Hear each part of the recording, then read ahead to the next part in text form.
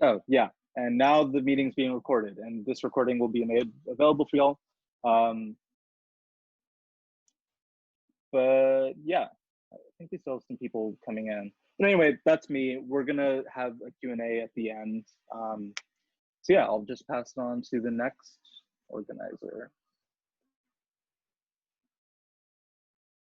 For the sake of not just sitting here and staring at each other for a minute, and I'll just go ahead. My name is Jeremy. Hello, everyone. I am a member of the Minorities and Philosophy group, which we'll talk about when we get to Q&A, but we're awesome and invite you to, come, explore some philosophy that isn't just old white guys, or to find a place that, is comfortable and safe, if you're not an old white guy. So that group's really wonderful, and part of something that we were kind of trying to set up over the course of the last year were some resources that were transfers did not have last year. So at some point, Janet, I think, started asking me, like, what do you wish that we had given you over the summer? And we were like, I wish I'd had some stuff on, like, how to transition to the reading load and the reading style, and how to, get some of these writing resources, like, the week before my first 4 papers are due, and, all of these kinds of things. And so this workshop kind of came together because I very, very luckily got to meet, some of our graduate students like Ravit and Jenny, who just kind of like blew my mind with like all these different skills and techniques and ways that you could just read more deeply, but also like more efficiently, which is helpful when it's like, I have 300 pages of reading this week, and I'm not going to do it all close reading. It's just impossible. So yeah, that's hopefully this workshop is something that is going to help you take a breath and relax and not panic, and find some ways to engage with the text that you're reading that is both more fruitful, and that you can take and play with and make your own and add things to, and that hopefully is going to take a little bit off your plate as far as scheduling and trying to cope with the workload and everything, especially when we're all stressed out. So that's it for me. I'll see you later. Howdy, y'all. I'm Jonah. I am a recent alumnus. I just graduated in the class of 2020. I'm also a peer tutor and a former big personality in MAP. Some of you have probably read my name in some of the resources that have been sent out. I think the big thing about reading for me,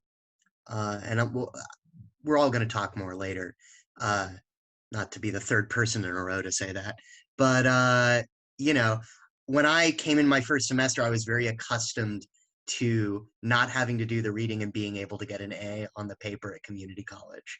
And the readings were super intimidating and super overwhelming, especially with what I was interested in, which was mainly historical texts. And I think the big pivot in learning how to read and developing my own system and my own pace and all of that, it took me from my first semester not doing any of the readings, literally not doing any, and like trying to make do, to my last semester taking graduate seminars and keeping up with the pace of grad students getting those readings done.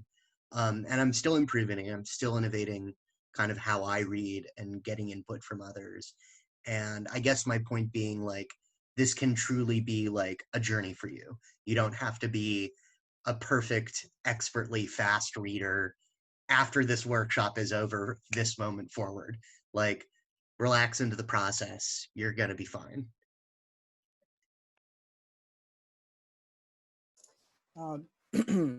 So yeah, I'll introduce myself next. Howdy, everybody. I'm Leo. I'm a senior transfer in the philosophy program, finishing up the logic minor this semester, as well as the major. And yeah, I'm definitely a slow reader as well. Definitely a slow reader. I have no idea how many pages per minute. I honestly have never really kept track, but you know, a phenomenon that I'm very like intimately familiar with is reading something and then thinking to myself, I totally did not pay attention to what was going on and having to go back. And you know, so I'm definitely not how to put this, like I haven't learned, you know, all the tricks or techniques. So really I'm hoping to learn something with everybody in this workshop. And yeah.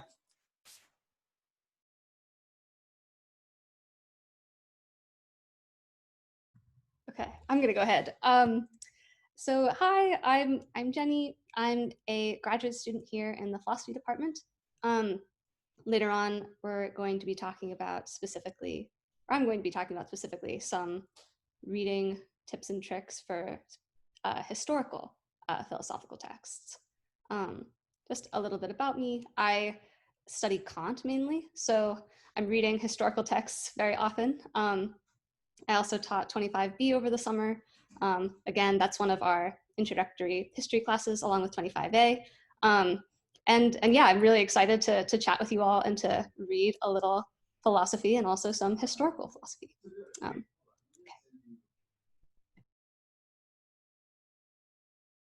think I'm the last one.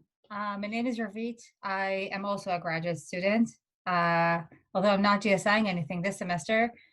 Yeah, I'm going to be talking with you about reading contemporary texts, which is what I mostly do. So I'm mostly working in epistemology and philosophy of science. And I'm also a member of MAP, Minorities and Philosophy. And yeah, MAP is, let me plug it in. MAP is a group of philosophers in our department, undergraduates and graduate students. So it's for minority students and allies who want to work on inclusivity and diversity.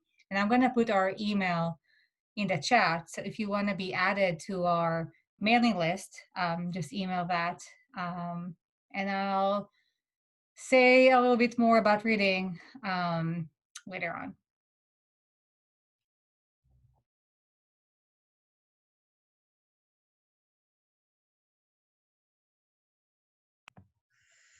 Well, I guess I'll just hop into a brief, just kind of thing is, so we kind of have just three announcements in order of importance. The first is that we expect you all to participate and to participate well.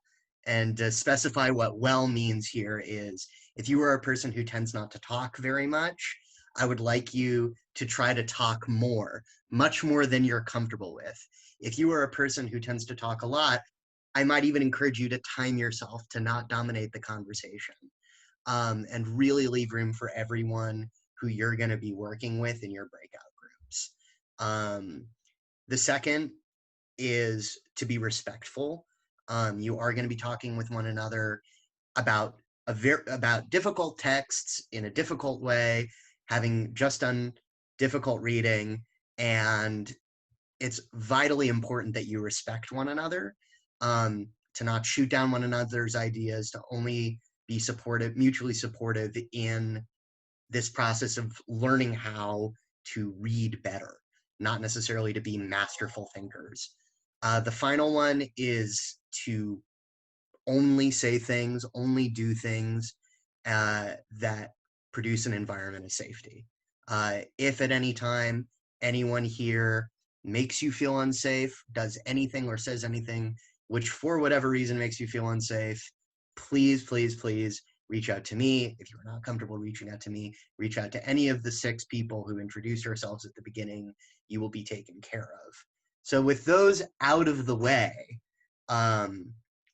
it's actually going to be Ravit who is going to give us our first bit about reading. Okay, yeah. So again, I'm Ravit, a graduate student. Before I get to reading, let me just quickly say what you can expect today. So basically, there are going to be 3 sections to this workshop. I'm going to get us started by giving you some tips on how to read contemporary philosophy. Then you're going to go into breakout rooms. We're going to give you, yeah, I put a link, a Dropbox link in the chat. So if you want to go there while I'm kind of introducing and download all the files, because these are the things that you're going to need for this workshop. So yeah, I'm just making sure it has everything you need. Yeah. Okay. So yeah, I'm going to be talking for 10 minutes, just giving some basic tips about reading. Then you're going to go into breakout rooms. We're going to give you a text. You're going to read it, trying to implement some of the things or trying out your own things. Then we're going to go into breakout rooms and you're going to talk about your experience. Then we're going to do basically the same thing, but for a history text. So Jenny is going to lead us. Same thing. She's going to be giving some advice. Then you're going to be reading a text on your own. Then it's going to be breakout rooms to talk about them. And after that, we're going to have a Q&A session. So our initial intention was to start the Q&A at 7:30. I hope we're going to get to that point. You know how things are. We're going to try our best. So, okay, I hope you had enough time to download the files that I put in the Dropbox chat. If not, that's no big deal. What I do want to get us started doing is just going over some of the tips. So one of the files that I put in the Dropbox folder is a handout called Revit Handout. So I'm going to go over it now, and I'm going to share my screen so you can be on the same page with me, quite literally. So let me just share my screen, and you can also just go over it yourself. Okay, can I get an indication that my screen has been shared? Okay, thank you. So, yeah, I'm going to try to keep it like 10 minutes. So that's what you should be expecting. So, yeah, I want to be talking about one specific skill, how to read for the main argument in a text. If you're going to be taking one thing from my 10 minutes, please let it be this. Reading is a skill you can improve. And the reason I'm saying it is because of my background and my starting point in philosophy. So I think for the first, few years, definitely all through the time that I was doing undergrad classes, I was really scared of reading any text, doesn't matter which. I was just really scared. I thought I was bad at reading. I thought I was just like a slow reader. Is something wrong with me? I guess I'm not that great of a philosopher. And I never talked about it with anyone because I felt ashamed. I felt like, okay, I guess sucks to be me. I'm just gonna be reading slowly over here. So, you know, it's a very natural thing to feel. But the point is, don't let it stop you, because it's actually just like a wrong frame of mind. Because reading is a skill, and it is something that you can learn to be better and you can improve. And I think for me, all I needed was just to kind of find my way. And the main thing I want to encourage you today is to be reflective about your reading strategies and just find what works for you. I do not know what that thing is. All I can do is tell you what works for me. And, you know, maybe some of it will be helpful for you, or maybe it will just inspire you to find the things that are good for you. But that's kind of, it took me years of fail attempts to find the thing that works for me. And I think it really helped me when I was at a workshop that had a similar component to the thing that we're going to be doing today. So I'm kind of hoping that that's going to be helpful. So that's my beginning spiel. So yeah, here's kind of how I'm thinking about reading. Sorry, like I wanted to say that there are many ways to read a text, and many things, it really depends on what you want to do with the text. So what I'm going to talk about today is not like the only way to read. I just want to kind of alert you to one thing you could be doing with a text when you decide that this is the thing that you want to be doing. And again, many ways to do it as well. But the thing I want to be talking about is, what do you do when what you want to do with the text is just find the main argument? If you just want to be focusing on that, if you just want to kind of extract that from the text, like what do you do if that's your aim, which it's not always going to be your aim. It's not going to be appropriate for every text, but suppose this is what you want to do. What is one way to go about it? So it's kind of a cliche, but I think it's true. Like the main thing is that you need to constantly be asking yourself, what is the main point here? Like there's a thing that the author wants to say. They wrote this paper for a reason. What is this reason? Like what is the thing they want to tell me? And in a way it sounds like, such a basic thing, but actually it's pretty difficult to like understand what is the thing that the author wants to say. And the second question that you need to constantly ask yourself is, what is supposed to convince me of that main point? What is the author saying and what is supposed to convince me? I think to me, I initially thought, these are like such basic things. It should be like so obvious, but it's not. So this is the kind of question that always have it in your mind as you are reading the text. So that's step one. Orient yourself to extracting the main argument. Step two, what do you actually read? I think when I started reading philosophy, I thought I had a STEM background and I was reading it as if it's like a mathematical proof. I thought I had to read like all the words carefully in the order that they are given to me. And, I have to fully understand paragraph 1 if I have like any hope of understanding paragraph 2. So I would get like stuck on things and I would never move on and it would take me forever. And by the end of it, I would either get discouraged and not finish or like not get it because I was too much in the weeds. So I want to offer a different way to do it. What I do now, I read closely when I want to be extracting the main argument. I only read closely the parts that are going to help me answer the questions that I mentioned before. What is the main point? What are the reasons that are supposed to convince me of that point? I'm going to be reading the text, searching for those things that are going to answer those questions for me. And I'm going to be skimming or skipping everything else. It's going to help me to see the forest instead of the woods. Again, I can go back later and do something else with the text. But when I want to extract the main argument, this is what I'm going to do. So now the tricky question is like, how do you know in advance, like before you even read the sentence, whether it's going to help you ask your big question, answer your big questions?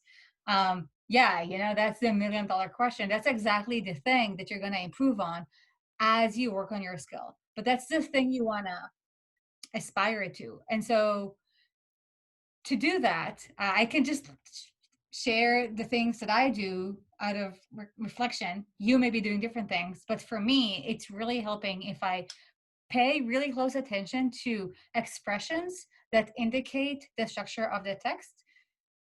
So sometimes these are words that are called signposting words. For example, I shall argue that, when an author uses that expression immediately, like all ears, well, what is the thing you're going to argue for? And I'm going to highlight it also. Or, the author might say, here's an example, but maybe I don't need an example right now because I got that point that the example is trying to illustrate. Then I'm going to skim that part, or even I'm going to skip it. And it might be that the discussion of the example is 2 pages. It's fine. I don't really need it. Using my judgment, this is an example I don't need. I'm just going to like skim it until I get to the end of the example. And then I'm going to reassess, okay, what is the new thing that is going on in the text? Like, do I need this to know what the main point is and what is supposed to convince me of that point? So yeah, use your judgment. And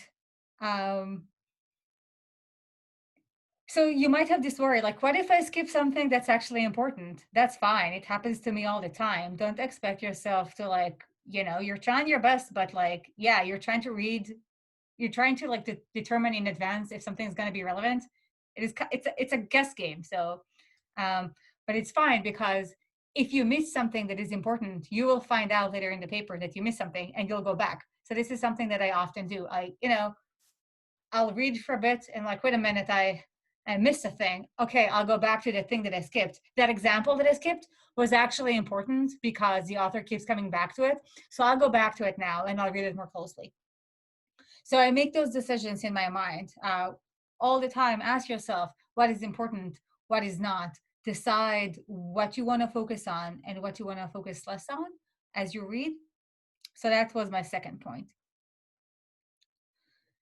My third point is about the kind of activities that I do while I'm reading the text. So the way I'm thinking about reading is kind of analogous to the way I'm thinking about listening to a lecture. When I listen to a lecture, I have to take notes. I have to do it. Otherwise, I lose focus. I need to do some kind of process. I need to process it in my mind in some way to make sure I don't drift away, and to make sure I am digesting the ideas that are given to me. If I am just like listening passively to a talk or just like reading words out of a page, I will drift. I will not retain any of the things that are said to me. So figure out which kind of activities you need to do to be able to keep track of the text. So I can tell you the things that I do that help me. One is that I annotate. I guess like for me, like the big thing, I'm going to annotate the text. So it could be highlights for you. It could be underlines. It could be anything. Personally, for me, I do two things. One, I highlight with different colors. So I'm going to show you the different colors that I use below. And the thing, well, actually, I'll do it now. Yeah. So you see, I have a list of colors. So yellow is the words that I read just to follow the paper. Orange is something really important. Green is for signposting. Purple is for like example, analogy, whatever, anything that illustrates an idea. Blue is for a definition, and pink is for something that I want to read more about later. And the reason I have this color scheme, again, it keeps me on my toes. Every sentence that I'm highlighting, I need to think, why am I highlighting this? What is this sentence doing here? So I'm not gonna be just like passively, ending with like, it's just like everything in yellow, just like the highlight of the page. And moreover, I'm not gonna necessarily highlight whole sentences. Within each sentence, I'm going to be discerning. Like, I don't need all like the unnecessary verbiage. I just like don't need that. What I need is just those words that matter to answer my questions. What is the author trying to say to me? What are the reasons I'm supposed to be convinced of that thing? So I'll show you an example of what it looks like in a minute. But that's one thing I do. Another thing I do, I have symbols that I completely made up. Here are my symbols. You can take them or make up your own symbols. Instead of writing next to paragraph things, when I start to write things, it distracts me. Like I need to keep my focus on the paper. So I might just like draw a heart if there's like an idea I like, or if there's an objection, I'll make a note of it, or like a response to an objection or anything else. After I'm done reading, you see my paper is annotated. It's going to be super, super easy to go back to those ideas that I want to revisit and read more closely. Now I have like a map of my paper. I'm taking a bit longer. I'll try to keep it short. Yeah, so back to so I do those things so I can keep track of the paper. Again, everything that I do, everything that I'm annotating is going to go back to my main questions, like what is this paper even doing? Like what's the point? And the last step, which is the most important step for me, after I finish reading, I must write a short summary of the text. I must do it. Otherwise, I'm not going to remember anything. It's when I write the summary, that's when I'm going to start to understand. Like for me, again, this is just reflection. I don't, for you, it might be different. But for me, that's when I'm going to start understanding like what just happened, put the points together, realize, oh, actually, there's a missing link. I'll go back. Can I find it? No? Okay, then maybe I have an objection to the paper. It doesn't need to be long. Usually for me, it's just going to be a paragraph. And I'm trying to just say, again, what is the point of the text? What is supposed to convince me of those things? Does not need to be 100% accurate. Do not be hard on yourself. It's okay. Just try your best. It is also helpful if you want to write down a few questions you have. Again, it's going to help your process. Also, it's going to help you participate because then you can ask about those things, either in your lecture or in your section or in your office hour. Maybe it's going to be the basis of your paper at the end. So that's really helpful. And another thing, when I write my summary, I try to do it without looking at the paper because I want to do the processing part. But sometimes I'll go back to the paper if I don't remember something, or after I write my summary, then I go back to the paper. So just before I finish, I want to show you this annotation thing and how it looks like. So I actually have an annotated version of this very document, which I am now opening. And then I'm going to finish in like 2 minutes. Okay, so this is an annotated version of the same handout. So see, I'm using my colors. I didn't have purple here, so I just used gray. Usually I use a different software. So look at what's going on here. If you only take one thing from today, this is green because here I am kind of conveying to you. It's like I'm saying, here's what I'm going to say. Like, microphone, I'm saying this. So the reader knows, paying attention. This is where the author is going to say something to me. Reading the skill you can improve. Like, in my first year, in my first few years in philosophy, as the reader, I'm like, whatever, useless verbiage, skip, Then I get to, today, okay, this is signposting. This is the author telling me, okay, now I'm going to announce to you what my point is going to be. So I'll put it in green to make sure I notice. And then I'm saying, I'm not going to highlight like all of this sentence even. I'm just going to say today, I'm going to be talking about it's about reading the main argument and what works for me. So you see, because I only highlighted like a part of my sentence, like it's super easy to look at it. You don't need to even like read the whole thing. It's enough, today, reading for the main argument what works for me. So you see, it's kind of easy to go over when I read it. It helps me to not focus like on all of the words. I don't need all of the words really to understand the sentence. Like the ones that I've highlighted are enough for me. So for the sake of time, I'm not going to continue to go over this. You will have access for it later, along with all of the other things, so you can go over it. But that's kind of the thing. So I'm just like showing you all the colors. At the end, you have an example of just like a text I highlighted. Again, what I wanted to draw attention to is usage of different colors, the symbols if you want, that you don't have to highlight the whole sentence. So you can get a chance to look at it later. So this is what I had to say about this.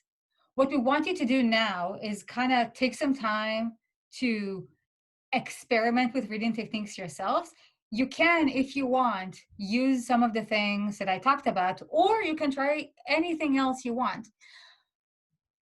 We're going to give you time. We're going to give you 15 minutes. So we're going to take time to read a paper that you can find in the Dropbox folder. So let me just put the link again in case new people joined.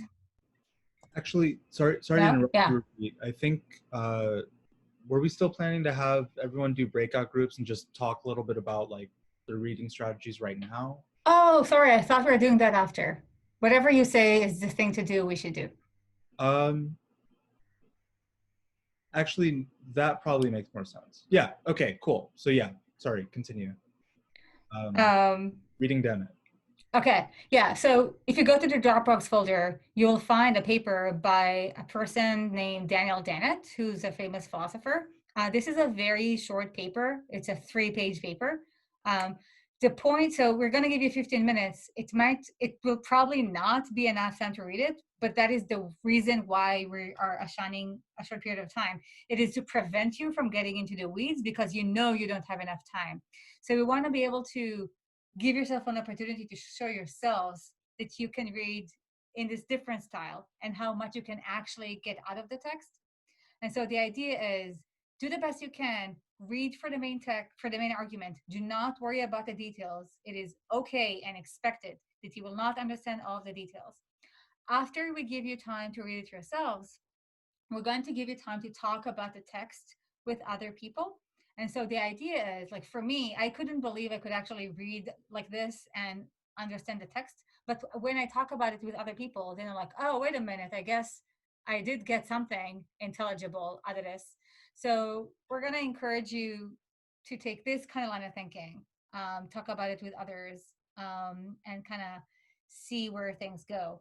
Also, after the workshop in the folder, if you want to sign up to get information later, I have like highlighted I've read it in my style with my highlights and my symbols, and you can take a look at how this very text looks like. So I took way more time than I intended. But yeah, so I'm going to give it up to whoever is doing the sharing, which is either Paul or Leo. Yeah, no, that was really great, Ravi. Thank you so much. And I know some people have class at 6:30, so yeah, again, it'll be recorded. If you need to leave, just that's fine. But yeah, so I'm actually extremely technologically deficient. Would one of the other organizers be able to split people into breakout rooms, and then, or I guess, I mean, we can do that as you read. But yeah, please find the Daniel Dennett reading. It's only a few pages, and take 10 minutes to read it. I'm going to start now.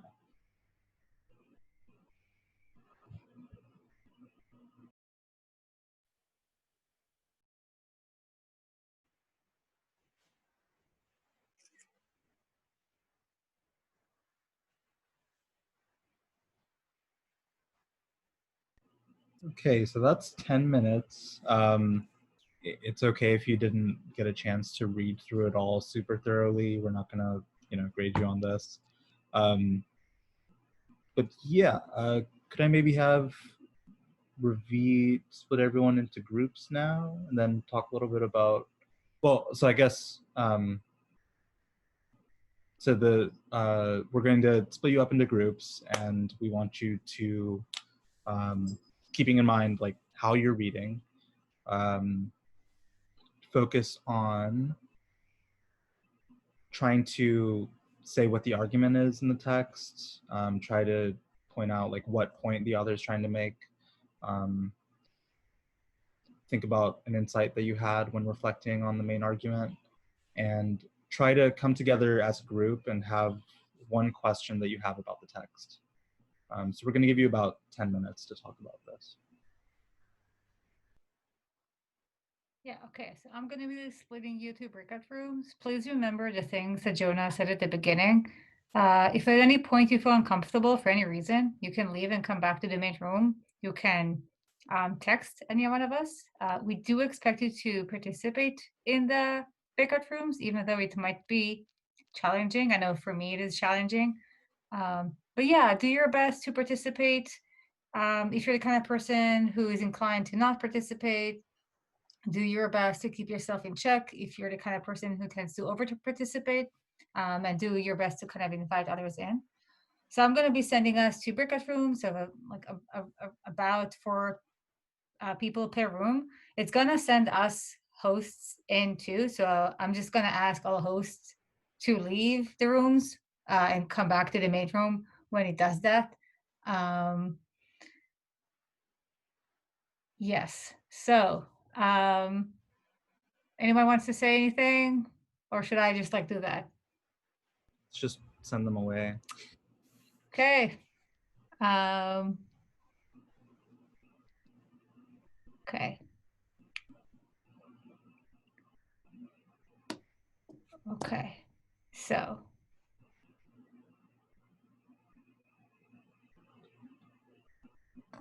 Sorry.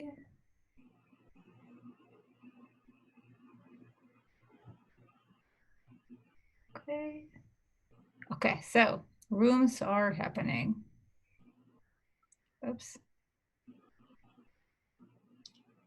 Rooms are not happening. Give me a second. No worries.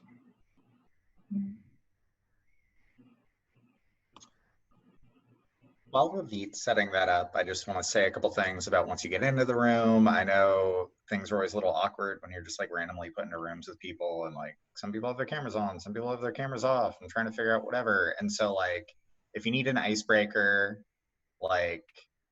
whoever woke up earliest this morning, kind of can talk first or introduce themselves very briefly.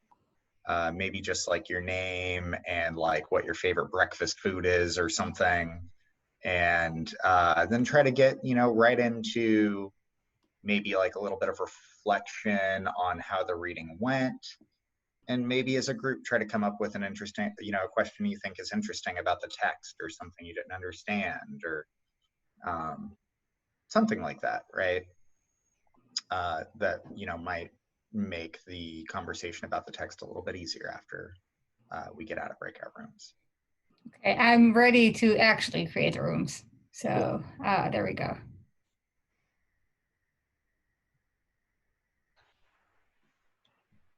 Yeah, now it's at 9:41, 9:42. Cool. I'm really sorry. I forgot the session starts at 6. So this session is gonna be posted somewhere, right? Yeah. Yeah, totally okay. Let me give you, you're free to stay in. So we just got done with the first exercise and discussion. We're going to have another exercise that you're more than welcome to participate in. Let me send you, we have a form that we're going to be using to communicate and send out that thing. I'm going to just send it in the chat right here. Let me know if you have any issues with that. Yeah, cool. We have people coming back. And I guess I'll just hand it off to Jenny as people start coming back. Why don't we just make sure when people come back to announce again the form, which is where everything's going to be posted, and the Dropbox link? Sorry, didn't mean to cut you off, Jenny. Oh no, I was just, are we going to have a discussion after the Dennett piece first? Oh, right. Sorry. Oh no, it's okay. I just wanted to make sure that we made time for that. Yeah, that's good.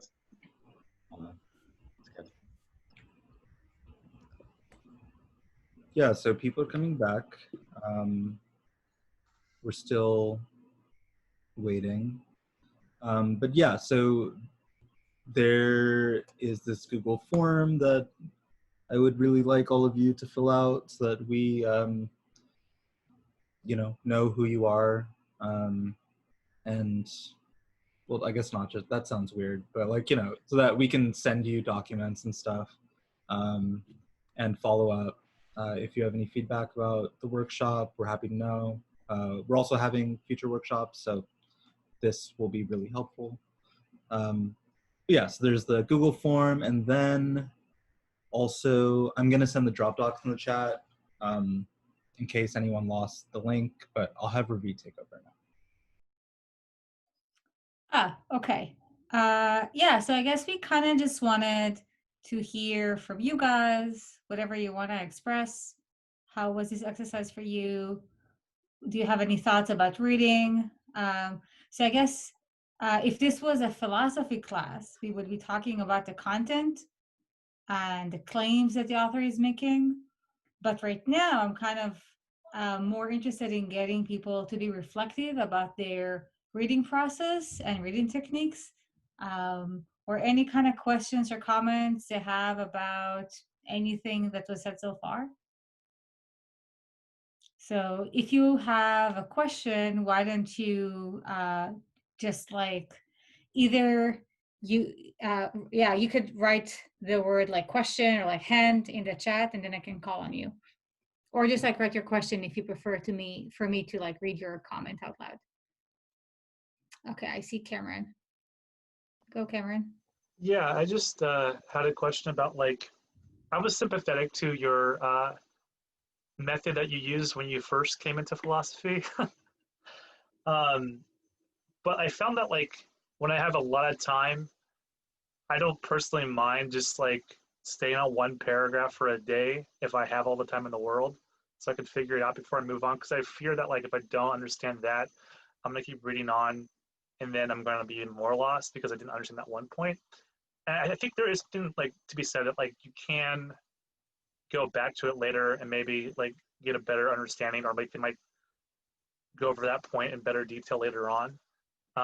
But like, is there, if I have an infinite amount of time, is it wrong for me to just like, or just like way too much, is it wrong for me to like just like stick on that one thing until I get it? Because I feel like, especially with logical text, they don't give you that stuff to like figure it out later on, or they don't reiterate, they just say it and you better get it that one time. Okay, first of all, before I answer, I could pause the recording if people would feel more comfortable during this Q&A period to not have themselves recorded. Should I do that, or what do other people think about this? Someone just asked me in the chat if I want to do that. Hosts, should we pause the recording? Yeah, I think that's fine. Sorry, fine to pause or fine not to pause? I think if anybody would like you to pause, that's 100% something we should do. I do kind of think that a lot of the questions that people who might be watching later would have might coincide with the kinds of questions that people that are here would have, and I don't want to take that off of the table unless someone wants us to take that off the table. Okay, good. Okay, so if anyone wants to, ask a question and have me pause, just let me know and you can send me a private message. Okay, so back to Cameron's question. Cameron's question was, I think, is utilizing, am I recommending this technique only for circumstances in which you are short in time? If you had infinite amount of time, would it be better to just like read in the regular way? So I want to say two things. First, I really think it depends on the person and what's right for them. I definitely do not necessarily think that this is right for everyone. But for me, the kind of switch that I had is that I realized that you're right, Cameron. Someone like a point is going to be made in one place, and if I'm going to miss it, I'm going to miss it. But I think what I realized is sometimes I need to have a better understanding of a text as a whole, and only then I can situate the particular claims that are being made. So sometimes what I really need is to read the whole text this way for the first time. If I have infinite amount of time, or if the text is important to me, I will then reread the text again for the second time, slowly, but it will be much easier. And then those points that I couldn't understand, maybe there was a point on page 5 that I couldn't understand, but like looking back, I could never have understood it without the other point that is being made on page 10. But if I were to, stay on page 5, I would never get to page 10 and I would never understand it. Or sometimes I need to understand not anything that's said like at any particular point, but kind of like the whole narrative of the thing. So sometimes it's just useful to use this as a preliminary kind of reading and then do a second reading that's like more in depth, but then you have something to guide you. So maybe like one way to contrast this, like one way to read the text is like links in a chain, and like you need to like get every link to get to the next. That's like a one way to think about it. And that works for some people, for some purposes, for some texts. And a different way that might work in other circumstances is to kind of like see the whole and be able to say, I have gaps here, here, and here. But now at least I see my gaps and I can like go back to this gap. I'm going to start with this one. I'm going to close this gap. And then I'm going to close this gap and this gap. So I guess that's how I'm thinking about it, that this could be the first step in a very, very thorough reading of the text. So a thorough reading is not necessarily just like going over it one by one. It really depends. Yeah, that makes sense. Thanks. Cool. Yeah, that was really helpful. I also do want to say, like, we are going to have a general Q&A at the end. So if folks have questions like about just reading in general, maybe better for the end. But I think, if I would like to encourage questions about just your experience reading, like having in mind that you're like reading while approaching the text. And okay, so I think Iris was next. Iris Wang. Yes, I have a question. So I'm a freshman and first year student. So I've never encountered like this much reading. Like it's like between 2 lectures, there's one day, and then we have like 70 to 80 pages assigned. And then like English is not my first language, so I really don't know how can I finish all the readings before going to the lecture. And then I feel the pressure, if I not finish the reading, I shouldn't attend the lecture. Yes. Okay, I want to thank you so much for asking this question. This was me. English is also not my first language. And actually, I was using an app at one point to like see how fast I can read, and I found out that like my English reading pace is like half my pace in like my native language, which is like, oh my God, does that mean that everyone reads like twice as fast as me? Like, how will I ever be able to like go over those like amounts of reading? And I felt like I shouldn't attend maybe class if I haven't done the readings thoroughly, or even if I do attend, I should never participate. I don't have a right to participate if I haven't finished, if I haven't understood the text. That's something that's so scary. I can, I felt those things, and it can really paralyze you. So I want to offer kind of a different way to think about this, because I think everyone has a right to come to class and to participate, no matter how well they understood the text. So the way that I'm thinking about it now, I think the way I was thinking about it before, when I just started, I thought, oh, I should like definitely understand everything well, or like to a high degree, to participate, to come. But actually, I think, now that I'm like a GSI, what I really want my students is to just like give it their best shot. Just try. And then when you come, just like ask the things that you genuinely want to know more about. So, do the best you can with the text, and just like be prepared to learn. And I think something that's also helpful for me, like especially when I'm GSIing a class in, something I'm not very familiar with, I will read the text quickly, like before class once. Then I go to class, I get some more information about it, I get better oriented, and then you can go back to the text and read it again. So it's not about understanding like everything on the first read, understanding everything before class. So I think for me, it kind of helps me, especially when I have those like huge amounts of reading. If I just decide on how much time the thing is going to take me, so I decide, okay, I'm just deciding I'm going to devote 2 hours to this text because that's all I have realistically, and I'm just going to do the best I can. And it's okay to do the best you can. And then you come and you ask questions, and yeah, it's going to be scary because you're going to feel like, but I'm not completely on top of it. But that's okay. And that's actually where almost every student is. So yeah, I definitely understand you. I felt very similar things, but I encourage this different perspective that I hope you could take, because you do deserve to participate, especially if you do your best. But even if you could like barely get through it, still you have, your questions are valuable, maybe even more so. So Okay. you said that you were gonna devote like 2 hours on this specific text. Like let's say if you like do you want like in-depth reading, or do you just try to get through it and then come back if you have time? Like which is the type that is like Yeah. most helpful? Okay. So first, as to the time frame, I was just giving a number, 2 hours. It's going to be really individual for like each of you. How much time do you have? What are your other commitments? How much reading do you have? Just choose a time frame that makes sense for you given your life. And about what to do with the text, yes, I think you came in a bit late. So yeah, so the thing I was trying to do is kind of give a skill to how to like read for the main argument, which is like the first kind of round of reading that you could do. So what I would recommend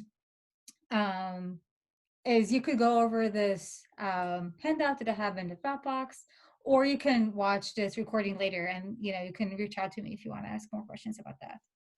Okay. Yeah, sorry for interrupting, Ravi, but I think we'll have to Okay. move to Jenny's portion. Mhm. And I think I saw somebody's hand raised for a question, but if they could save the question maybe for the end, that'd be fantastic. Sorry, Ravi. No, thank you very much.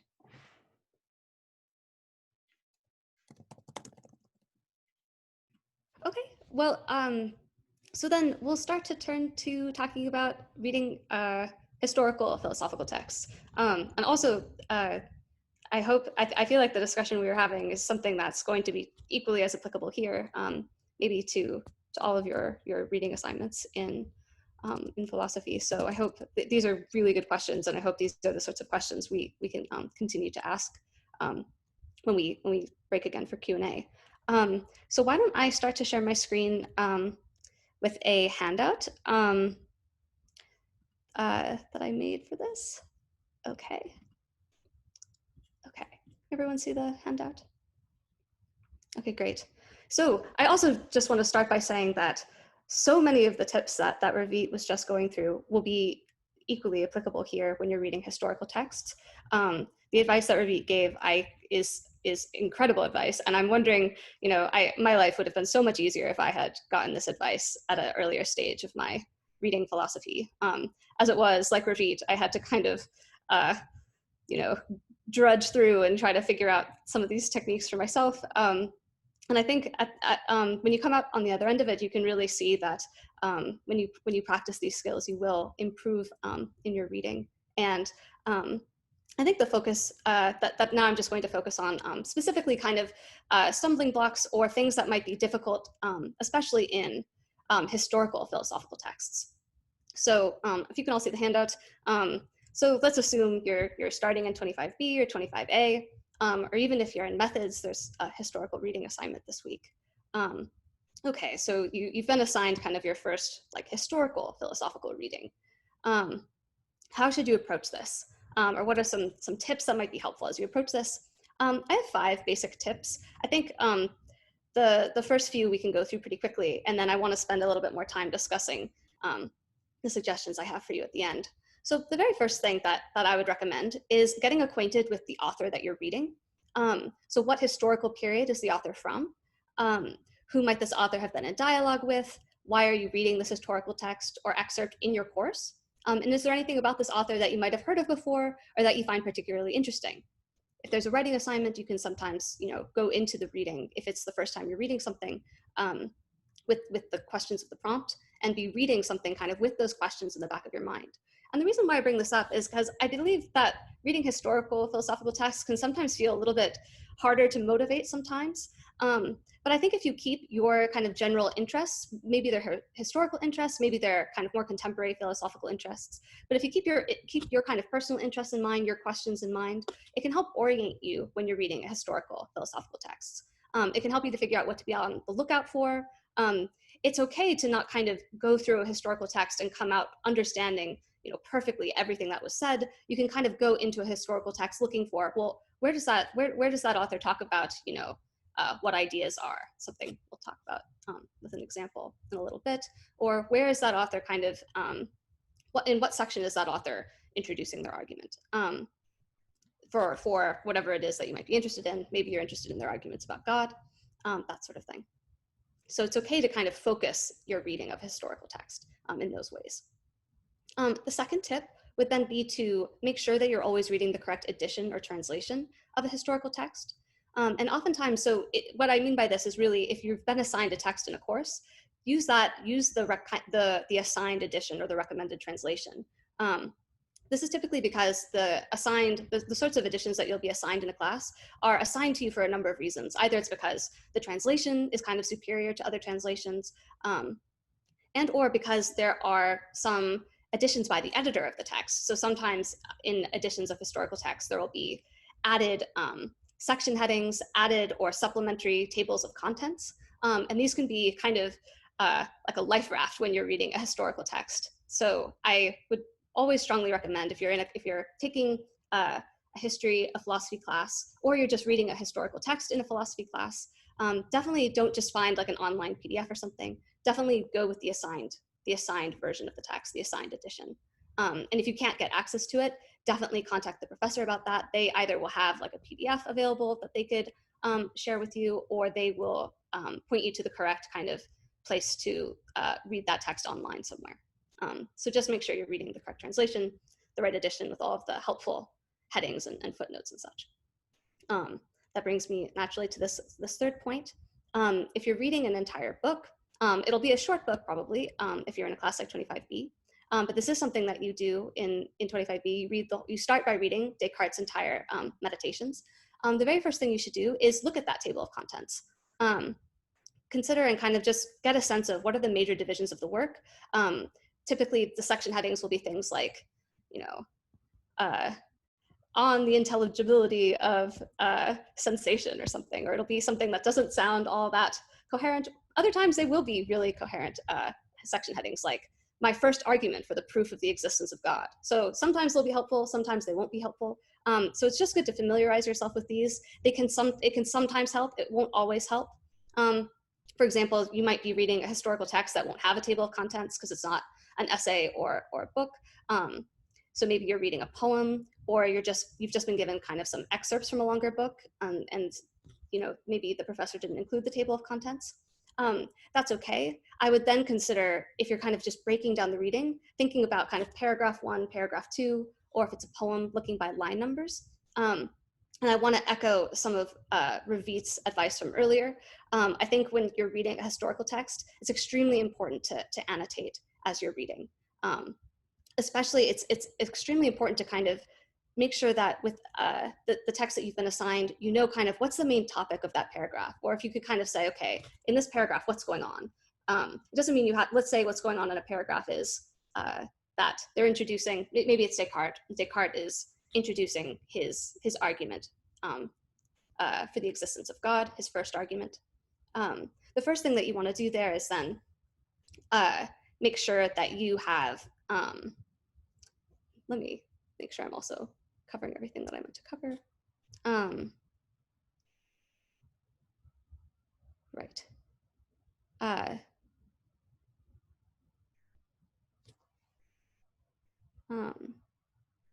Right, sorry. You want to make sure that you end or kind of summarize that paragraph with a sentence that describes what's going on in that paragraph. So like you won't have to understand the argument, but you should just give a kind of summary note that this is what's going on in that paragraph. So you can turn back to it or know where to look or where you should dive in deeper next time when you're rereading or you've now been given a kind of written assignment and you have a prompt to kind of guide your reading. So then fourthly, remember that part of reading historical philosophy and also part of the joy of reading historical philosophy is that there's a lot of interpretive puzzles. So you're reading if you're reading a philosophical text, it's meant to not only be informative, but also, you are reading a philosophical text, so it's meant to be informative. You are getting arguments for something on some topic, but remember that the information that's curated there, or the arguments that are curated there, are arguments that were curated for an audience that was alive hundreds of years ago. So as a reader today, the text is then not only informative, so you might find the arguments really convincing, they might be just as convincing today as they were 100 years ago, if you can kind of understand what they're arguing. But they're not only informative, but they're also going to be the subject of a lot of ongoing interpretive debates. So this means there will often be debates about the correct interpretation of the premises or conclusions of an argument, not just debates about whether the argument is successful or convincing.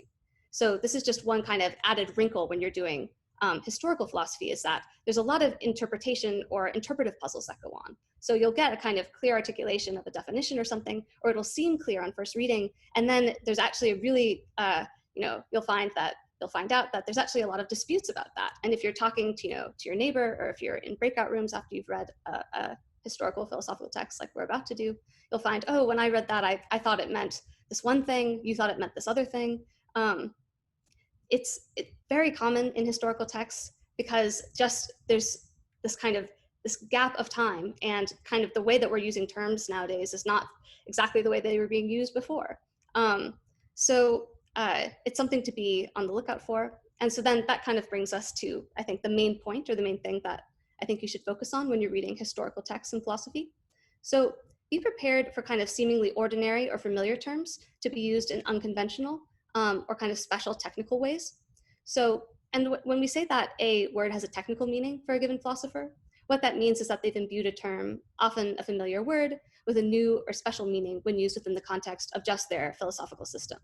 So, for example, the word accident, that sounds to our ears like the word for mistake or mishap, whereas for many early modern writers, they use it kind of interchangeably with the word property or quality, and they'll say that those are the properties or qualities of substances very often. So it's just something to be on the lookout for, that kind of seemingly ordinary or familiar terms could be being used or employed in a special or technical way. Or another example, the word intuition to our ears can seem like the word instinct, or kind of it means like natural inclination. So if you have an intuition about something, it seems like, oh, like kind of just like naturally plausible or something to you. Someone like Kant is going to attach a technical meaning to this term. He's going to use it to mean like a sense datum or a sense representation. And so you're not expected to already know this, of course, that there are these kinds of special meanings of words being used that otherwise might seem familiar to you. However, you should be prepared to identify and ask questions about them. These are exactly the sorts of questions you should be asking in your in a 25B type class or a 25A type class. he uses this term, but I don't really know what he means by it. He defines it like this. Sometimes the definitions aren't even all that helpful. So it's definitely something to just know that you'll have to kind of work on, and just look. I think the main thing is also to work on just kind of spotting when these technical terms are being introduced, because they end up being kind of the fodder for all of the interpretive debates that end up going on when we're doing historical philosophy. When in doubt, circle or highlight the uses of terms that don't seem to fit the ordinary meanings of the words, and then ask about them, of course. And when you're on your own, practice seeing if you can figure out what the special or technical meaning of a word might be from context. You might also be given a technical definition up front. We're going to look at some texts where that's the case. So read these carefully. And then once defined, also expect other instances of that word to carry this technical meaning. And if you don't understand kind of how it's being defined, that's okay. And again, that's the perfect sort of question that you could bring to lecture that you could ask in a setting like this as well. Kind of critical reading tip: be on the lookout for whether the author is using a technical definition consistently. You might say, okay, we're about to look at an example where this might be the case, where there might be an inconsistent use. But you might say, okay, or Descartes might say, I'm defining ideas as the images of things or something like this. And then he might give as an example an idea that you can't imagine being something like an image. So just be on the lookout for this sort of, if an author has given you a technical definition, look out for whether they give you examples, look out for kind of, are they using it consistently in each case? Have I kind of really understood what this means? And it's absolutely and actually completely okay and to be expected that you and whoever you're discussing this with, maybe someone else in your class, that you might debate over the meanings of these words and how they're being used. And oftentimes, the way that we sometimes interpret these terms is like, well, what's the best way for me to interpret this term so that it seems like they're being consistent in their overall argument, or it seems like they're using this term, they could be using this term consistently.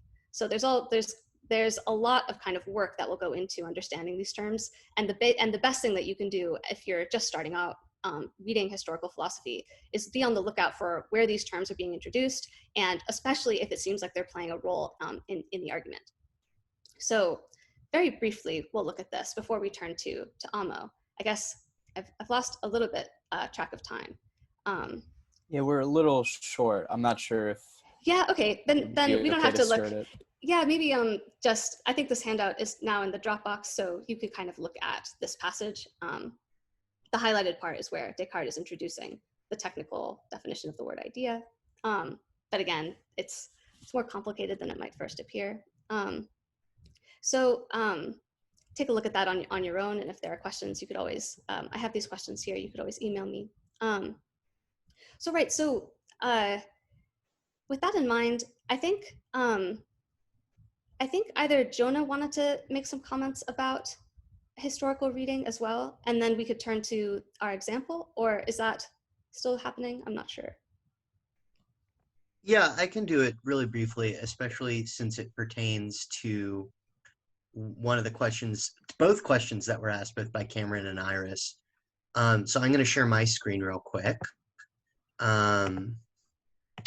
So the biggest thing that I want to emphasize is this is what the first time I read a historical text, what it looks like, is it's just very bare bones, underlining, bracketing, circling of keywords. You can see at the bottom there, I saw the word pure and was like, this is very odd.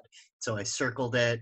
And that this is what a first read will look like for me, just for me to emphasize to myself as I'm reading what's important.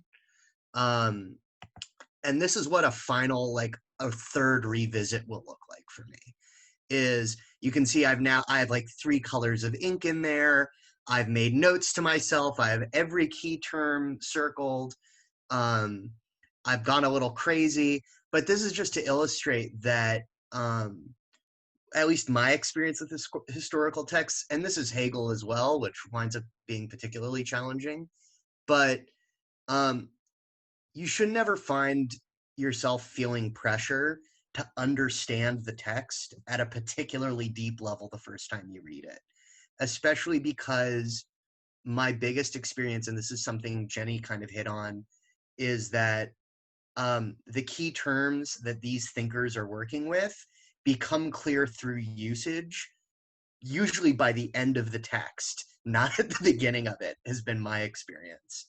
And the best thing that I've done for myself in reading these historical texts has been finding secondary sources that, towards Jenny's point of like coming prepared, knowing the author a little bit, is like when I knew I was going to take Hegel with Andrea Novakovic, I like did some snooping around and I found that there was a Hegel scholar who had written a glossary of all of Hegel's key terms. And I was like, fantastic.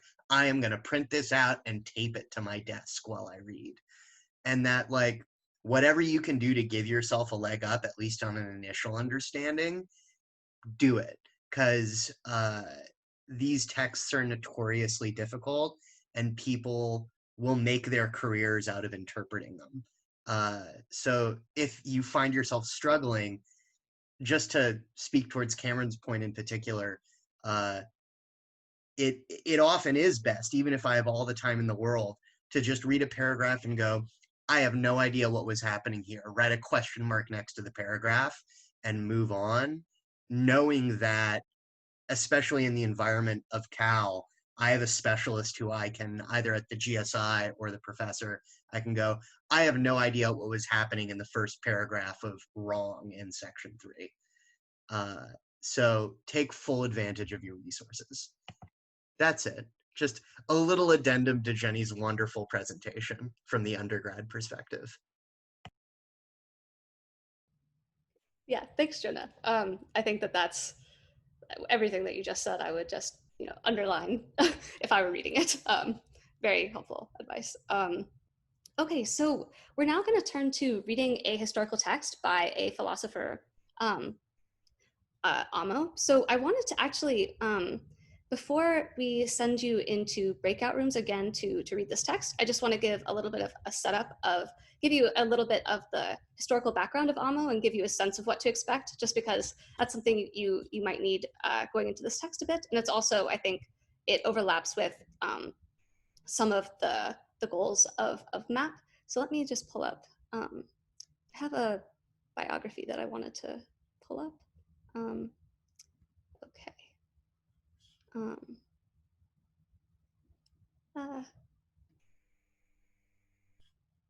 This document.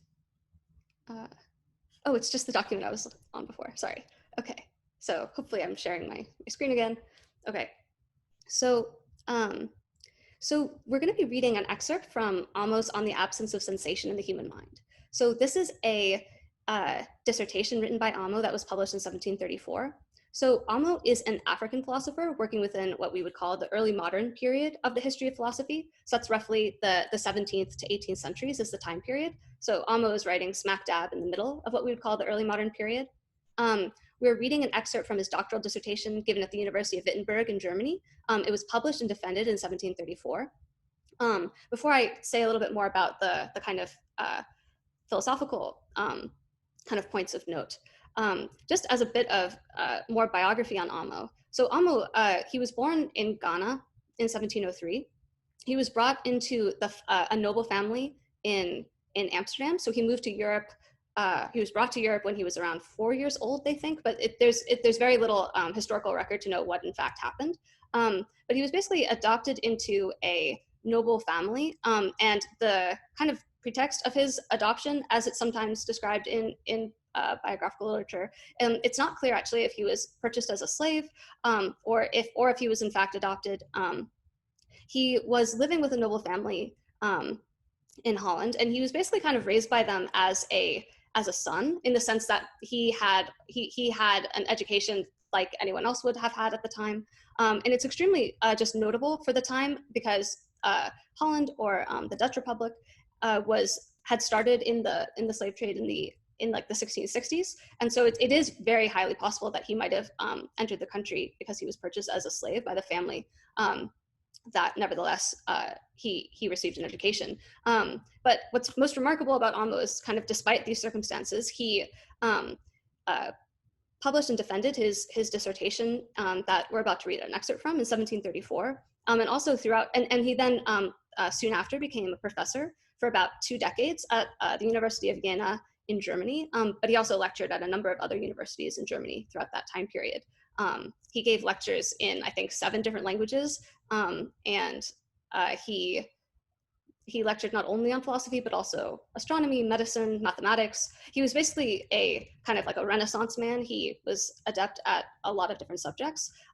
However, later in his career, so around 1753, he had been a professor at that point for 2 decades.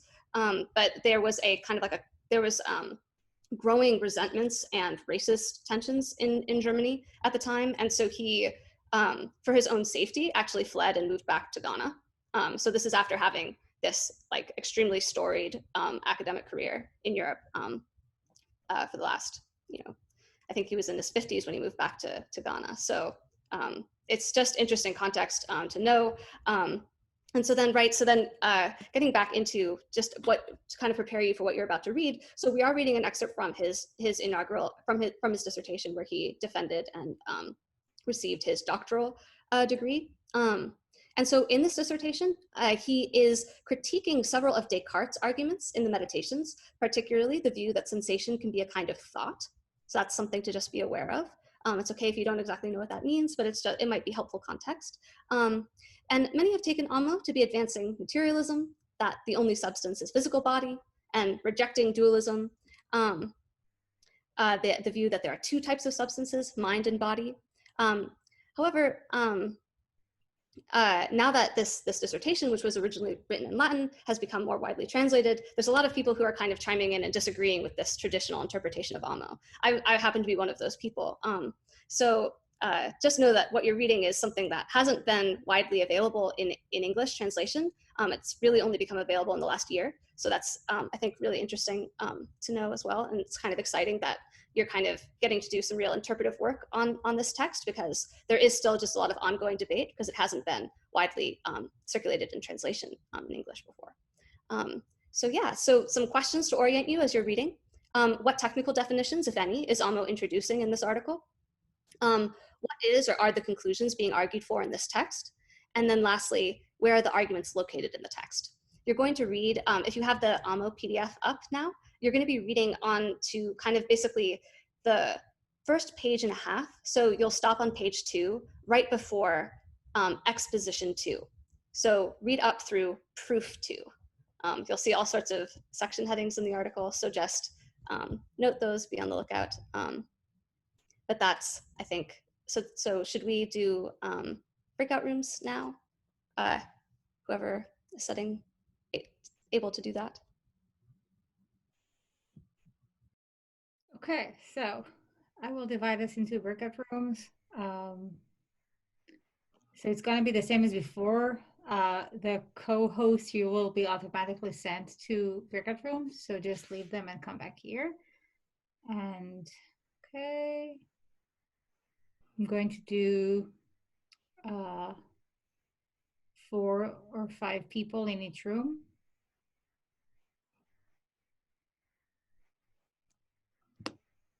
Okay. So I'm going to open the rooms now.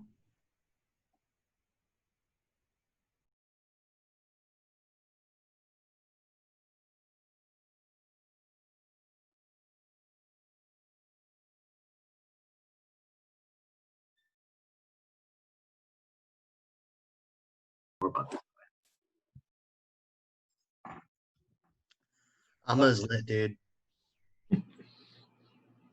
Yeah, and you said this was like recently, or like pretty recently. There's been like growing scholarship on him. I mean, Jenny would have the answer to that. I don't know. Okay. But Sorry, I didn't hear the question.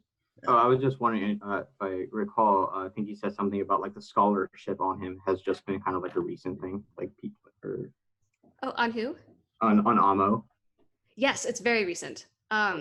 Yeah, there's a just if you're interested, the translation that you were reading that was used just now for this session that we used in 25B over the summer was published in like kind of just a broader anthology of historical texts, but it was only published in 2019.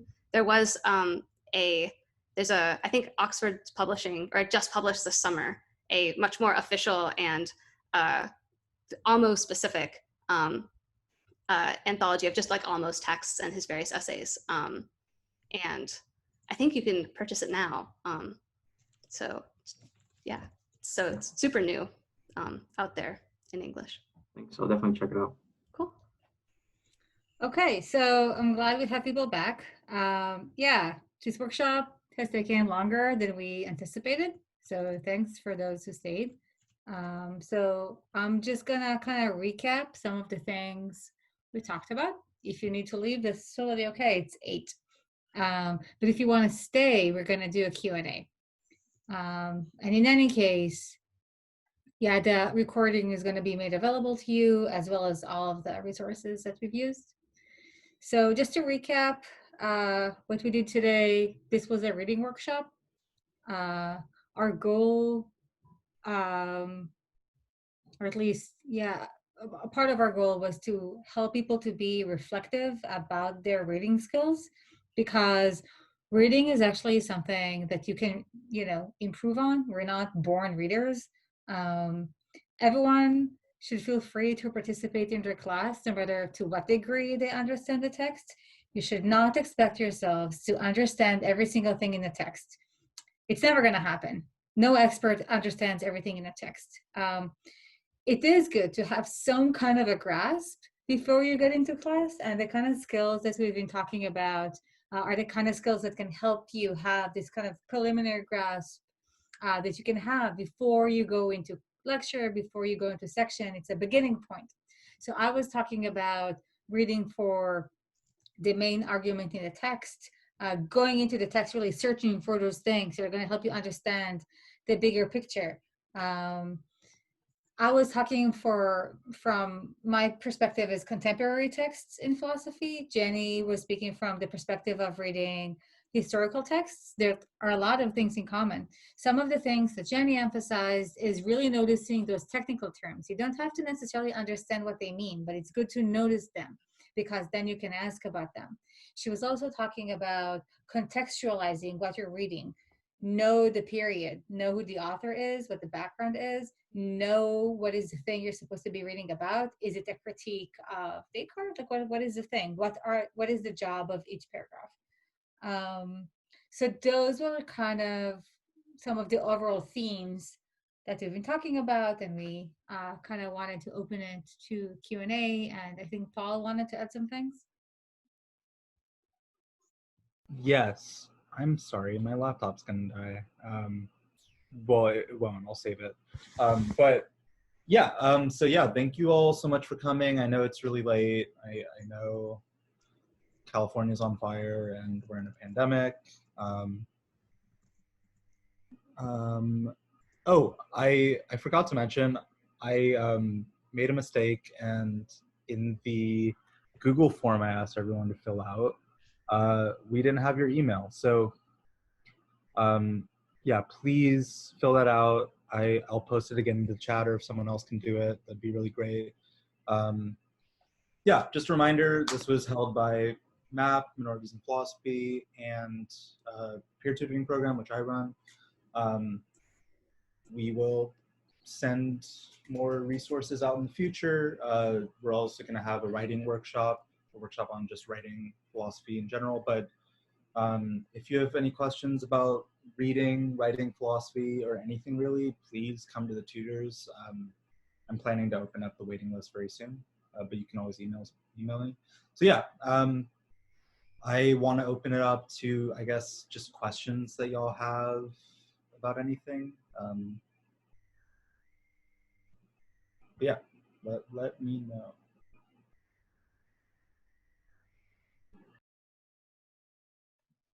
Sorry, a quick question. Where can we find like the tutor?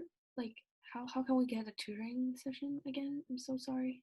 I'll put the link in the chat right now, Iris. Yeah. For where you're gonna look on the philosophy website. Yeah, it's if you just go on the philosophy department's website, it sorry, I'm just plugging in my laptop. It's if you click undergraduates and then peer tutors or peer tutoring, then there's a link for a sign-up sheet. It's first come, first serve. We do one-on-one tutoring for anyone enrolled in a philosophy class. And we can also just talk about stuff. Yeah, I would love to hear how this experience was like for you. This is the first time I'm doing something like this, and I'm curious what worked well, what could be improved. So any comment you want to make would be super welcome.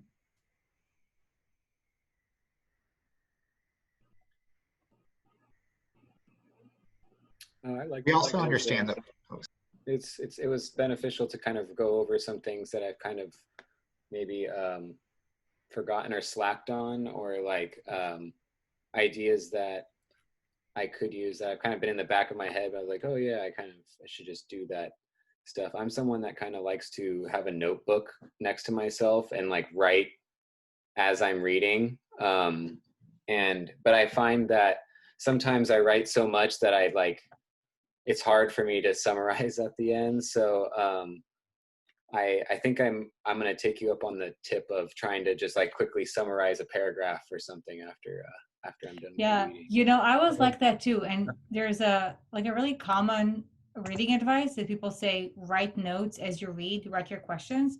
I personally find it distracting. And I find that it makes my reading take way too long because like I get into this like thinking thread. That's why I had to like switch to, no, I'm just gonna like do it at the end. Maybe I'll make a mark, like go back to this thing. But like I can't, It's like too much. Exactly. Well, and I'm just getting used to this big reading load. So maybe it might become too much for me or something. That's what I might be worried about. You know? So as a slightly different take on the same answer is it depends what you're reading for. Is if I'm just reading for an assigned reading, I am not taking notes on the side. I'm just like doing my bracketing, doing my circling, getting it done. But like I'm working on my writing sample right now. And like a lot of the texts I'm reading for like, I'm looking for specific things. So as I'm reading, I have a Google Doc open that's like page 23, she says this thing, come back to this. Page 94, Bernard Williams says this thing, come back to it. But that's like useful when you're particularly already having something in mind you're looking for in a text, not necessarily, but like I would double down on Ravit's suggestion to just like get the reading over with, and like you can always come back and add more depth. Yeah, that's more for like if you have a prompt that you've been assigned and you want to go back to Descartes' Meditations to find out what is his argument for the existence of God. Yeah, I guess I would say, so like the reading technique that I've suggested is for that like preliminary reading. But, you know, I find that if you annotate the text really well, then you get the prompt, then you know where to go in the text and look. And you don't have to like read the whole thing because you have the map of the text and you're like, I want more information on argument X. You know where it is now. And if you forget the definitions, it's so easy to find because it's in blue. That was the definition of that thing. Right on. Yeah, thank you. I'll take on this advice, and thank you very much. I also do want to comment on this thing that was one of the big like kind of shifts or changes that I noticed when I got here, and the like methods and stuff, is I was kind of shocked at like how much of the actual work of philosophy is done stepping away from the text. And I think we have a tendency to spend all of our time trying to close read and highlight and annotate and everything. And there's a shocking amount of value in like just getting the basics and getting acquainted with it. And then like stepping away is where a ton of the insight about a text happens. And so like when you've got a huge reading load, you know, you've got 80 pages that you need to read by tomorrow. If you're trying to close read all of that, it's going to take you all day, and you're not going to have any time to back out of the text and reflect on it at all.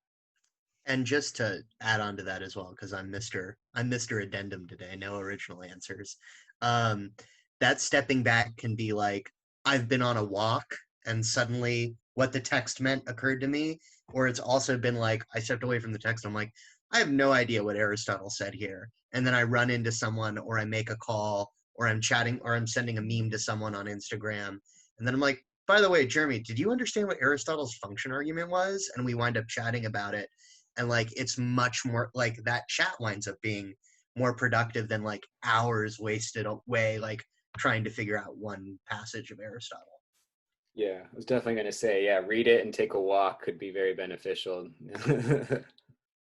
Yeah, and just to tack on really briefly to that, one thing that I usually do is whenever I'm reading something that it's kind of like particularly like I don't know, maybe complicated to me, just in that setting of reading, is to try and explain it to someone who's not a philosopher, not a philosophy student, fellow classmate. It could be like a partner or a friend, or like a housemate that doesn't do philosophy.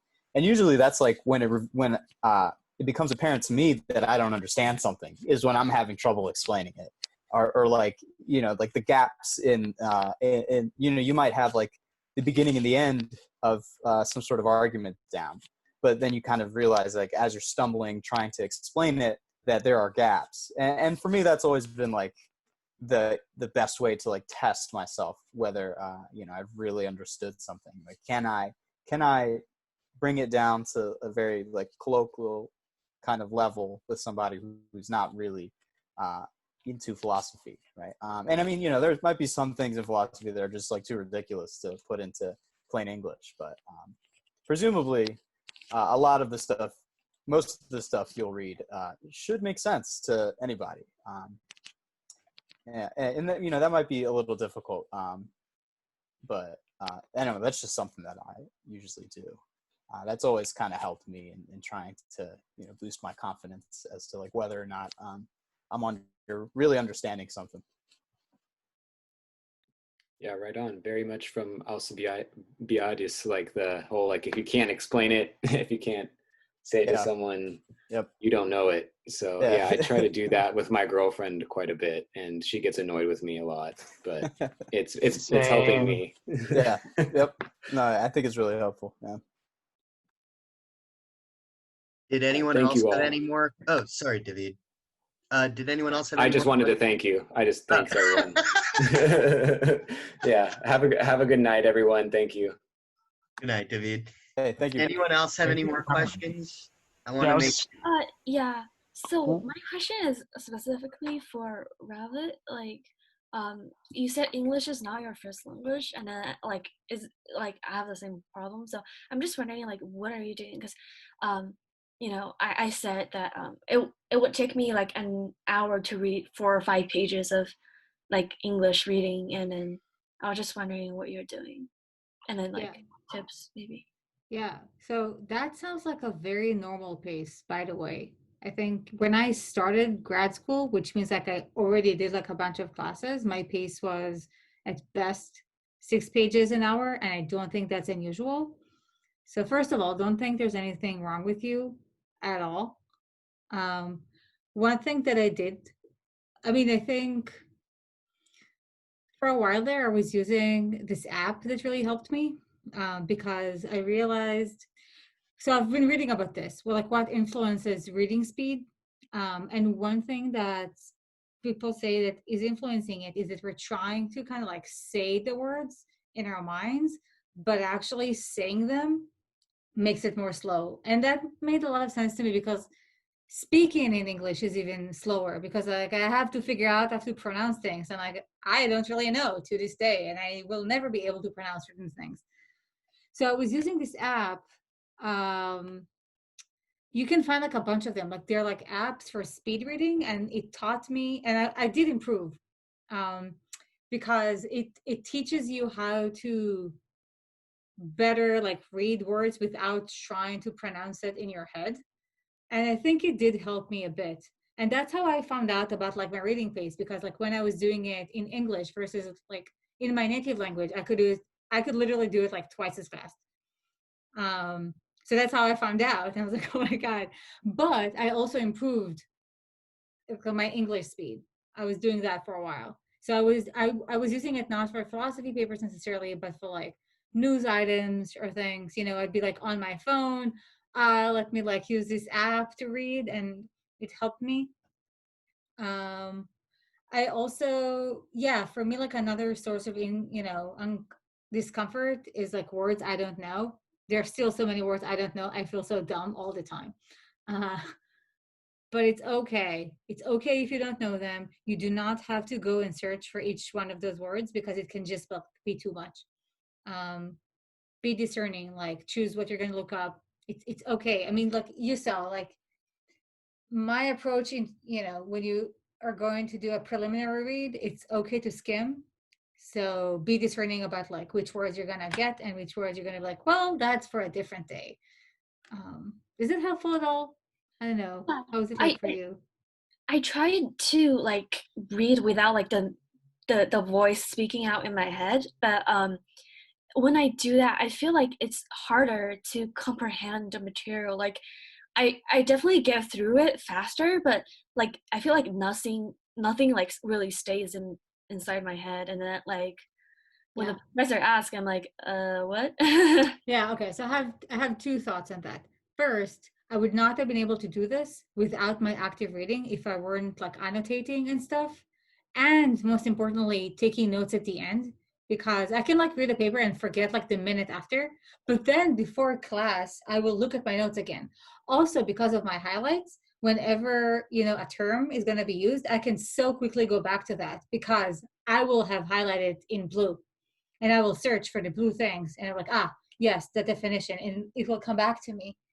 So it's about, like if for me, the active reading is the thing that's gonna make it stay in my mind. But it also reminded me of another technique that I was using for like 2 years, and I think it helped me. I was using softwares that are gonna read the thing out loud to you.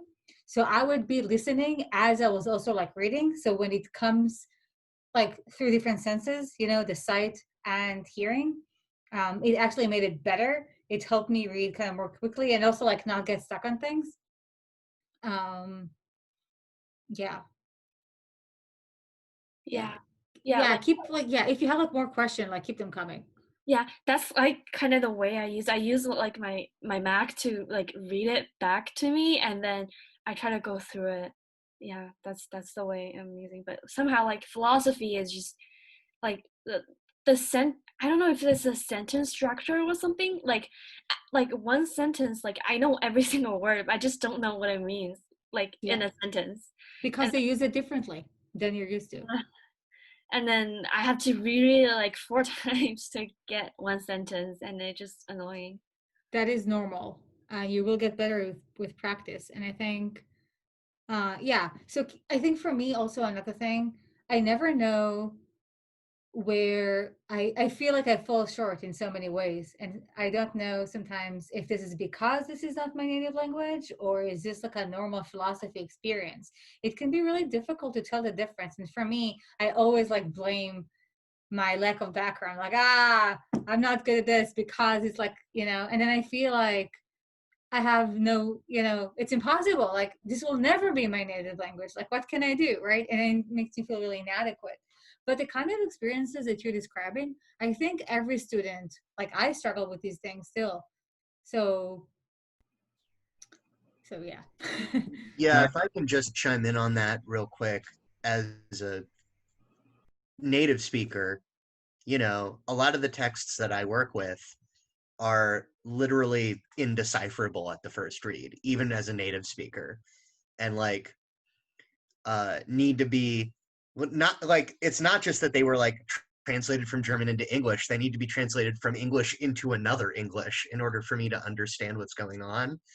So that's like a ground level problem in just like reading philosophy. So I wouldn't feel overly bad that you're struggling with that, especially if like you're taking 12A or 20, like if you're taking 25A or 25B, where it's like they are not using language the way we use language. Yeah, I do think like I do want to acknowledge like the special difficulty that comes, especially when your native language is not within the same family of languages. Because I did study German for a while, which is like in the same family of languages as English. And the difference between English and German is not as big as differences between you know, like English and I don't know what this name is, like Latin languages, whatever it's called. If you compare it to like a you know, like it's just like completely different world. Yeah, So, like Chinese is my native language, and then we don't even have verb tenses. you don't start. Yeah. What did you say? You don't have we, what? we don't have like any verb tense. We just use like daytime to indicate what time it happened. That's really So we don't interesting. have like any past tense stuff, and then yeah, it's interesting you should mention about the tenses, because that's actually something that's really difficult for me too, because yeah, my native language is Hebrew. There are like 4 tenses: past, present, future, and imperative. That's it. So I get like really, I to this day do not know how to use all the different kinds of pasts and presents, like whatever. Present, I don't know the distinctions. It's so confusing. Yeah. Like, I don't see why you need more than one past. So confusing. Yeah, when I write, like my tense is always like mixed up. Like I use past here and I use present there, and then it is very confusing. Yes, but you can learn this. You will learn this. It is a matter of practice. And also, actually, for me, this is like a tip I just discovered like last year. This is kind of embarrassing, but I'm going to share it with everyone, even though I'm recorded. You study this language, you know this language, you know it really well. Like I hear you speaking, you're fluent, you're excellent. For me, I always felt like I'm at a disadvantage because like I was taught this language, but not in the same way. Not, I was taught it as a second language. It's different. Like I didn't have like those same English classes that everyone around me had. I started writing philosophy papers like a year before I joined, like in my late 20s, starting to write in English. And I felt like, man, this is hopeless. I will never get this. But then I was like, wait a minute, I feel insecure because other people have learned this in a different way. I can just teach myself in the same way that they were taught if I just find the right books. And I did. I'll just like learn all like the tips that they get in high school. I will read about them. I can do this. And you can do it too. It's just like learning something and you can do it. Mm-hmm. Yeah. I'm trying to find some time to teach myself, but it's like always I'm procrastinating. Let me recommend to you a book in the chat because this book changed my life and it's super. Okay. Let me show you this book that changed my life. Okay. This book. Mm-hmm. I see it's reversing it. This book is super famous in the US. I just got acquainted with it recently. Yeah, do you know it? Yeah, you have two in the. It's called The Elements of Style. And I was like, this is what they teach them. I should just read it myself because this is what they are taught. It like dawned on me. Like I know books are used to teach them in high schools. I should just get a hold of one of those and then I will know what they know. Element? It's called The Elements of Style. It's by William Strunk. And it's actually, you see, it's pretty thin, and it's actually even thinner than this because like half of it is like the original and half is by someone else. Whatever, I don't need that someone else. I just need just stuff that this strong guy did.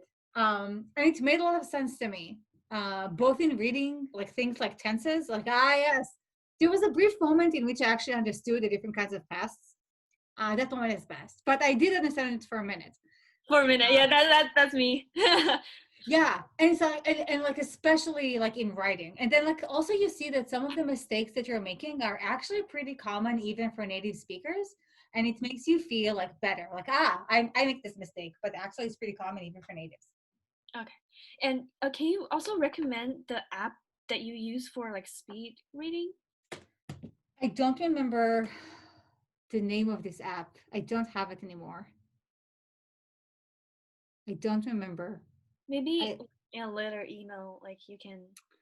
I don't have it because I changed laptops, but it's not. You can use any of them. Just like search. Yeah, I like at the time I just like downloaded like the 3 top apps and chose my favorite one. Okay. Can I also just say this is a little bit different, but what we were talking about earlier, like I mentioned this in the beginning, like it's totally fine to not read quickly. Like I mean, I can maybe read 10 pages an hour, but it really depends on what I'm reading. And if I'm reading Kant, it can be as little as like 1 page an hour. And then even then I still won't really get it. So don't worry too much about having to read quickly. Some professors will assign a lot of reading. Yeah. I won't name names while we're recorded, but yeah, we'll assign a lot. But that doesn't, like, sometimes there's just too much to read, and you can sort of pick the sections that you have to write about or talk about, and just skim through other parts.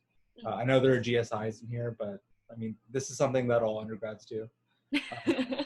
But yeah, I mean, and then I actually I can't even read very much in a day and for very long. I noticed that if I think after about 20 pages or so, I get really burnt out. Yeah. In a day. And yeah, that's nothing sticks anymore. yeah. So like, it's really difficult stuff. So it's totally fine if you can't read it quickly. People can, like, there are like, maybe like 1 out of 100 people who can just like get through like 100 pages of really dense stuff every day, but most of us aren't them, and that's totally As one of those people, and it's not 100 pages, it'll be like, oh, I'll do like 40 or 50 pages comfortably.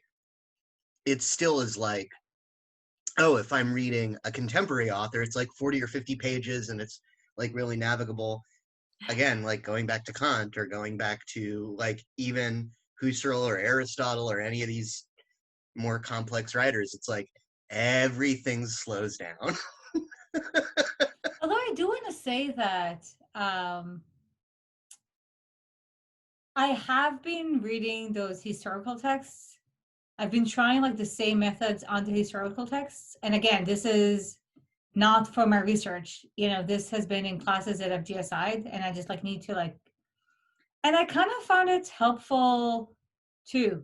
Again, because I want to come into class prepared, and the instructor can assign like 50 pages of Locke. What am I gonna do? I can't. So I'll just go over it quickly. I come into class. I kind of know what's up, not in depth though. But then in class, I will find out what are the things that are important to us in the context of the class. And I can revisit those sections later after I know the general picture, because I skimmed the whole thing and I've been to class and I paid attention. Yeah. Also, I do want to say, like, I know this probably got mentioned somewhere, and like, I don't even think it's a faux pas amongst GSIs. I know Ravit's told me this flat out. Jenny, I don't know if you're on the same page, but like, you don't have to read everything. Oh yeah, let me just verbally say you don't have to read anything. Like, I agree with that completely. Just yeah, pick and choose. Be picky. If there's like, oh, we're gonna have a midterm on like, it's gonna be 6 questions about these several authors, and you only need to answer 3 of those questions, and 2 of them can be on the same author. Read the author that you're gonna answer 2 questions about really well, and find another author that you kind of vibe with and read them. But then like the other 2 authors, like, yeah, if you got time, read them, great. But like, if you don't, if it's that or lose something else in some other class, read what you need to write your midterm questions, and then move on to what your next class that you need to make the same choice about. Okay. Yeah, just I don't know. Maybe it's because it's my first year. I just feel the pressure that I need to read every single thing and then like understand every single thing. Yeah, I want to comment on that. I have this feeling too still. You do not have to read every single thing. And I want to, I don't know if it's going to help you, but for me, it kind of helps to kind of put this in the context of gender expectations, because I think I have internalized some kind of like higher standards for myself. Yeah. But if you actually look at this, like listen to the students, listen to their questions. Mm-hmm. Not all of them have read everything, and it is totally okay. So, I think it is something that women do tend to do sometimes, put like really, really high standards for yourself. and it helps me when like I remind myself, oh, this is like a social norm that's actually harmful and I've internalized it. So I need to push back against it. Mm-hmm. Okay, cool. I'll try to not push too much on my burden on myself, I guess. I'm actually not a philosophy major. Like I'm just taking a class in like Phil's 3, I think.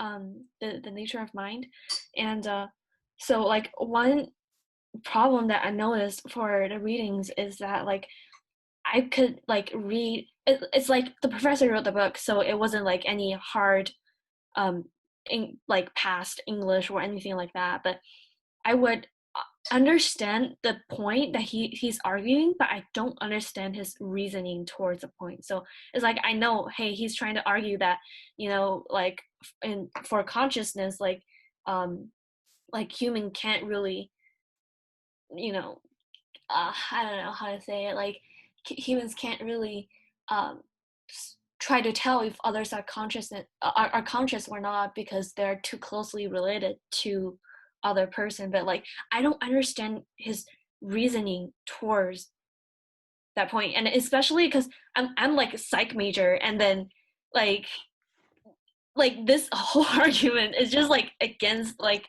kind of my belief in a certain certain degree.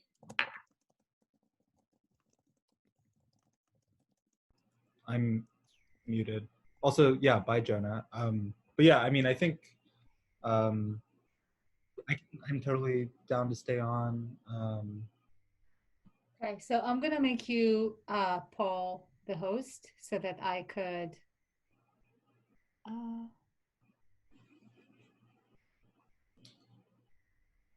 Cool. I forget what I was saying. Okay, so I'm just gonna say nice seeing everyone. Thank you. I want to say thank you so much, Ravi. None of this would have happened without chance Zoom call. Actually, none of this would have happened without you, Jeremy. That's true, but it's like a link in the chain. I'm not like, you know, the origin.